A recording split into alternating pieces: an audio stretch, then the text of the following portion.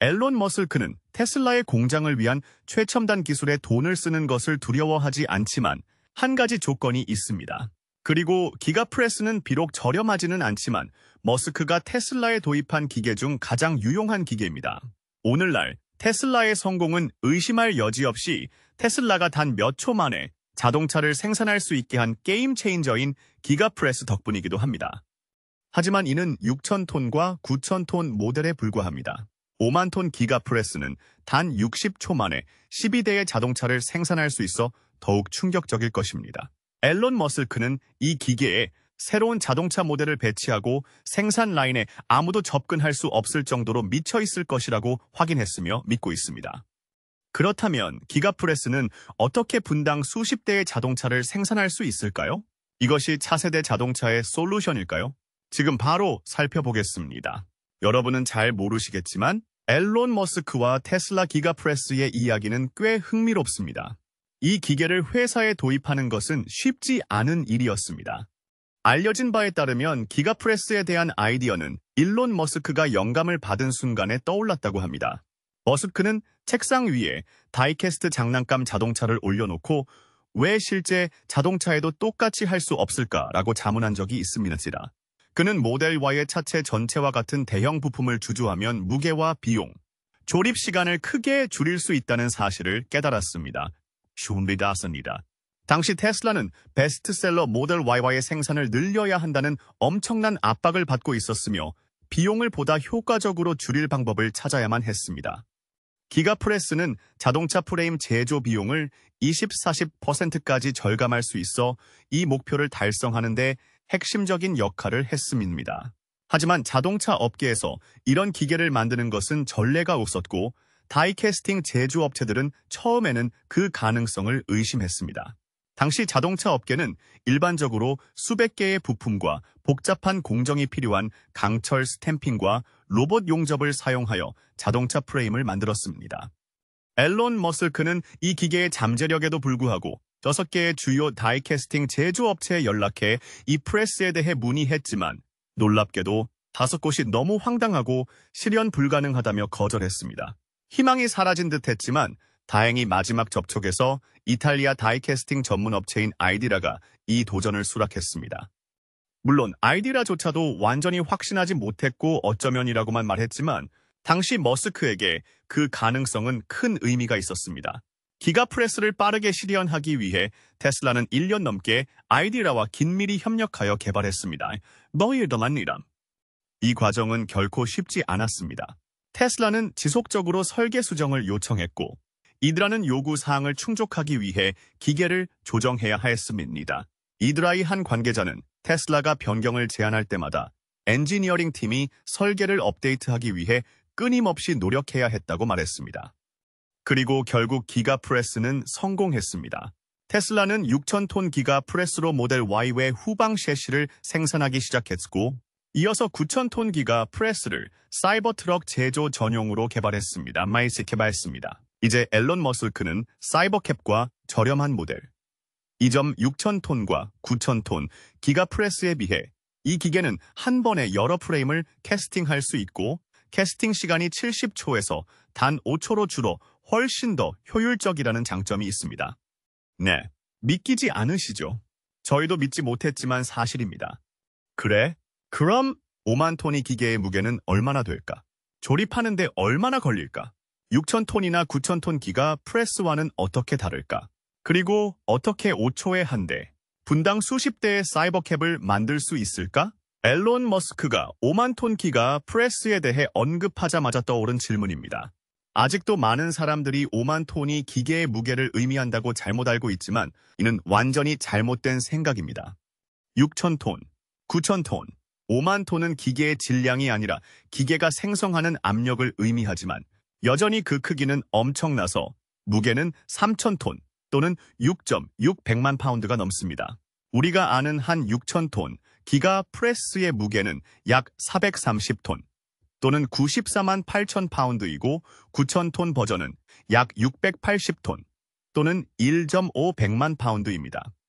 즉, 5만 톤 버전은 최대 8.1600만 파운드의 무게를 낼 수 있습니다. 진짜 괴물입니다. 현재 기가프레스 모델과 비교하면 이 새로운 기계는 6,000톤 버전의 약 8.3배, 9,000톤 버전의 5.5배의 압력을 생성합니다. 따라서 설치 과정에만 몇 달이 걸릴 수 있습니다. 어파르트나트입니다. 5만 톤에 달하는 기가프레스의 크기는 길이 131피트, 퍽 42피트, 높이 39피트로 4층 건물을 옆으로 눕힌 것과 같습니다. 충격적이지 않나요? 테슬라는 이 기계를 보관하기 위해 수미터 깊이의 철근 콘크리트 기초에 엄청난 무게를 지탱하는 특수 시설을 건설해야만 했습니다. 이스니기라.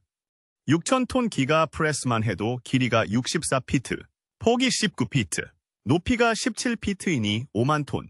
기가프레스는 몇 배는 더 클 것 같은데 5만 톤 기가프레스는 어떻게 작동할까요? 기가프레스는 초고압을 가해 용융된 알루미늄이 금형의 작은 부분까지 완벽하게 채워져 결함이 남지 않도록 하는 것이 특징입니다. 주조된 부품은 고르게 냉각되어 알루미늄 합금이 최종 모양으로 굳어집니다. 이 과정은 매우 정밀해야 하며 너무 빠르면 기포가 생길 수 있습니다. 너무 느리면 금형을 완전히 채우기 전에 알루미늄이 냉각되기 시작합니다. 냉각 공정은 균일한 냉각 시스템을 통해 신중하게 제어되어 최종 제품이 높은 강도와 정확성을 달성할 수 있습니다. 냉각 후에는 로봇이 금형에서 부품을 추출하고 여분의 재료를 잘라낸 다음 품질 검사 프로세스를 거칩니다. 기가프레스는 수십 개의 작은 부품을 용접하는 대신 하나의 큰 부품을 주조하여 시간과 노동력을 절약함으로써 차량 무게를 줄이고 구조 강성을 높이며 성능을 향상시키는 데 중요한 역할을 합니다. 오늘날 시장에는 여러 공급업체에서 다양한 유형의 기가 캐스팅 기술이 나와 있습니다. 테슬라 외에도 제너럴 모터스, 현대, 볼보, 제커, 엑스펑 등의 회사에서도 이 기술에 투자하고 있습니다. 특히 엑스펑은 16,000톤 기가 주조기에 투자했습니다. 5만 톤 기가프레스의 작동 메커니즘은 6,000톤 또는 9,000톤 모델과 완전히 다르지 않습니다. 먼저 공정은 여전히 재료 준비로 시작됩니다. 테슬라는 섭씨 약 850도까지 가열된 용광로에서 이전 주조에서 남은 알루미늄과 함께 새로운 알루미늄 인곳을 녹입니다.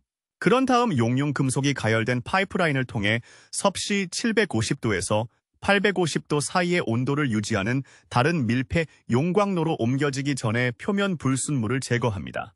우리가 아는 한 기가프레스는 알루미늄 합금을 처리하기 위해 두 개의 용광로 시스템을 이용합니다. 하나는 용해로 역할을 하며 천연가스로 구동되고 섭씨 약 850도에서 작동합니다. 다른 하나는 용융 금속을 저장하고 전기로 가열하여 앞서 언급한 대로 섭씨 750도에서 850도 사이의 온도를 유지합니다. 용해로 내부의 빈 공간은 질소가스로 채워져 있어 용융 알루미늄의 산화물이 형성되는 것을 방지합니다. 또한 일정한 온도를 유지하는 데 도움이 됩니다. 또한 작업자는 아르곤가스, 회전식 탈기 장치, 탄화규소 필터를 사용하여 불순물과 25 미크론보다 큰 입자를 추가로 제거합니다. 이는 재료 준비 단계에 해당합니다. 다음은 금형 준비입니다. 각 사이클이 시작되기 전에 기가프레스는 금형 표면에 윤활유를 바릅니다. 로봇은 나중에 부품을 쉽게 분리할 수 있도록 베이킹팬에 기름을 바르듯 약 30ml의 콩기름을 금형에 얇고 균일하게 분사합니다. 그런 다음 시스템이 진공을 생성하여 공기를 제거하고 용융 알루미늄을 유지로 해서 기가프레스의 샷 챔버로 옮깁니다. 거기서 고속 피스톤을 통해 용융 금속이 금형 캐비티에 주입됩니다. 이 피스톤은 또한 각 샷전에 약 8ml의 오일로 윤활 처리됩니다. 주조기 한 대로 한 번에 5대를 만들 수도 있고 주조를 어떻게 확장할 수 있을까요?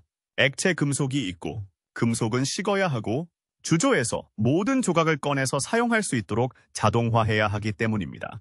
알루미늄을 주입한 후에는 주형 안에 굳을 때까지 방치하고 섭씨 400도 정도에서 주형을 꺼내면 주조물이 주형에서 배출됩니다. 그런 다음 원주물을 냉각조에 넣어 섭씨 400도에서 섭씨 50도 정도로 온도를 빠르게 낮춥니다. 이러한 급속 냉각은 특정 결함을 제거하고 일부 재료 특성을 향상시킵니다. 마지막으로 열린 주형을 섭씨 185도 정도로 식힌 후 로봇으로 철저히 세척하여 다음 사이클을 준비합니다. 다음 주조 사이클은 일반적으로 현재 주조 사이클이 끝나고 약 1, 2분 후에 시작됩니다. 여분의 금속은 잘라내어 다음 용융을 위해 재활용합니다. 최종 제품은 품질과 구조적 무결성을 보장하기 위해 엑스레이를 촬영합니다. 주조 공정에서 가장 큰 과제 중 하나는 용융 알루미늄 주입의 강한 압력으로 인해 금형이 터지지 않도록 유지하는 것입니다. 따라서 기계는 금형을 단단히 고정하기 위해 매우 강력한 클램핑력을 가해야 합니다. 그리고 5만 톤의 기가프레스는 그 클램핑력이 엄청나게 강력합니다. 그래서 액체 금속을 넣고 아주 빠르게 냉각시켜야 합니다. 정말 빠르게요. 일론 머스크에 따르면 이 모든 것을 가능하게 하기 위해 테슬라는 초고속 냉각 시스템, 스마트 이형 메커니즘, AI 기반의 자동화된 품질 검사 프로세스를 설계해야 했으며 다른 어떤 자동차 제조업체도 이 정도 규모로 구현하려고 시도한 적이 없는 기술을 조합해야 했습니다. 이는 또한 자동차 산업이 빠르고 능률적이며 공간 활용을 극도로 최적화한 전자제품 제조와 유사한 생산 모델로 전환하는 최초의 사례이기도 합니다. 새로운 일체형 주조 공정으로 자동차 생산은 훨씬 더 간단해졌습니다. 테슬라의 생산성은 2배가 되었고 비용은 크게 떨어졌습니다.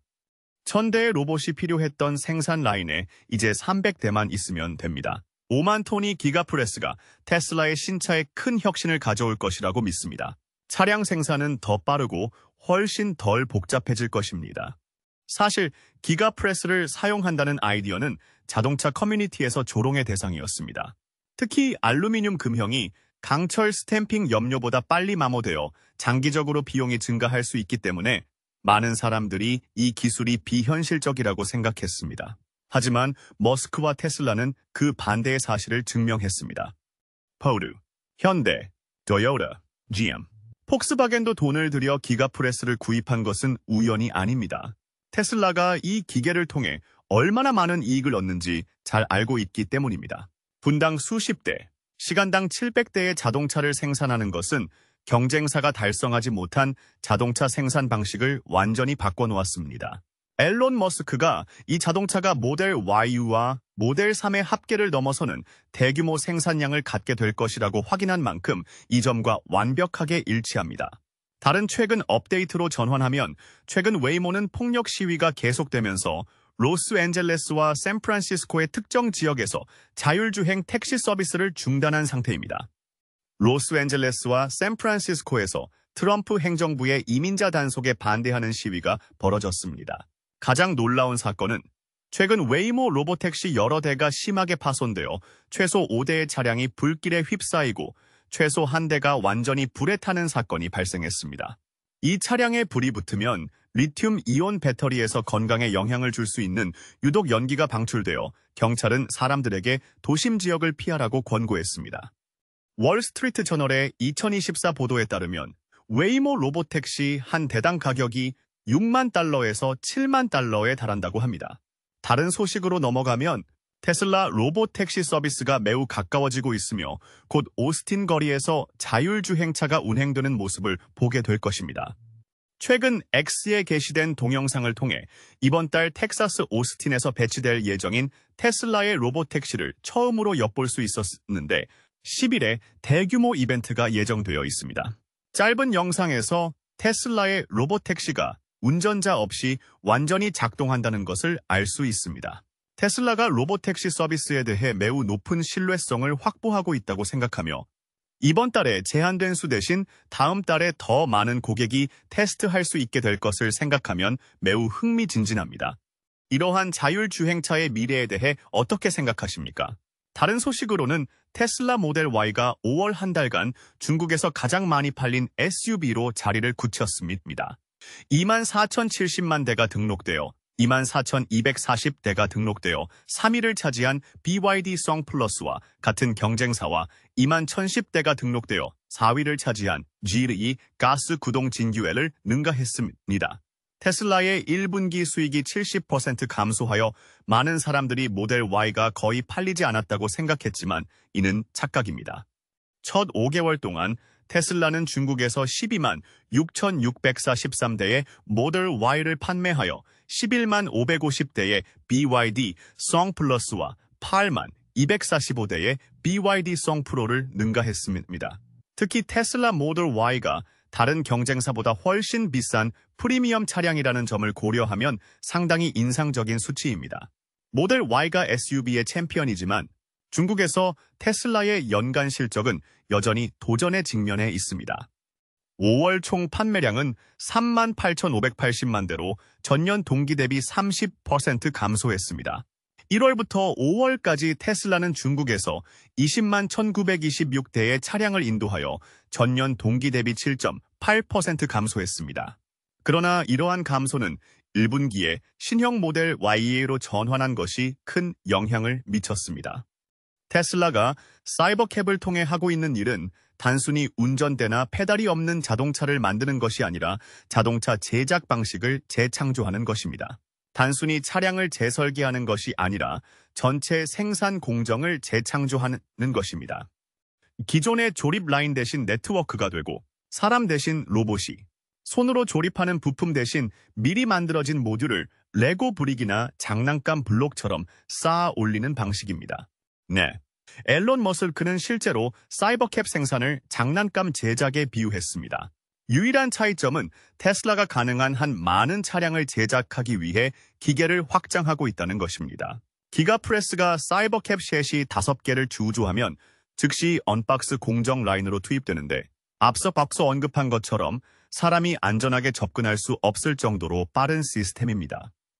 이 기계는 5대의 차체를 동시에 주조할 수 있으므로 금형이 훨씬 더 크고 주조 공정이 훨씬 더 복잡해집니다.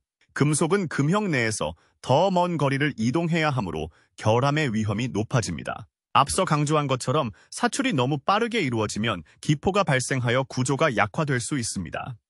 하지만 속도가 너무 느리면 금형이 완전히 채워지기 전에 알루미늄이 굳기 시작할 수 있습니다. 이 모든 과정은 5만 톤에 달하는 기계 안에서 이루어집니다.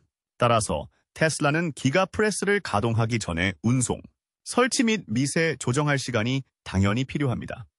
테슬라가 이 효율적인 생산 모델을 통해 이룬 도약을 인식한 토요타, 제너럴 모터스, 지리, 볼보, 현대 등 많은 자동차 제조업체들이 현재 시도하고 있지만 대부분은 아직 6,000톤 기가프레스 기계로만 시작하고 있습니다. 그렇다면 테슬라가 이미 5만 톤 기가프레스를 가동하고 있다면 다른 업체들은 언제쯤 따라잡을 수 있을까요?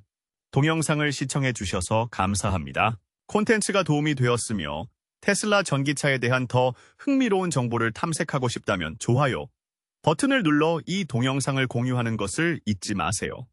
또한 알림을 구독하여 최신 동영상을 놓치지 마세요. 여러분의 성원에 감사드리며 다음 동영상에서 뵙기를 기대하겠습니다. 안녕히 계세요.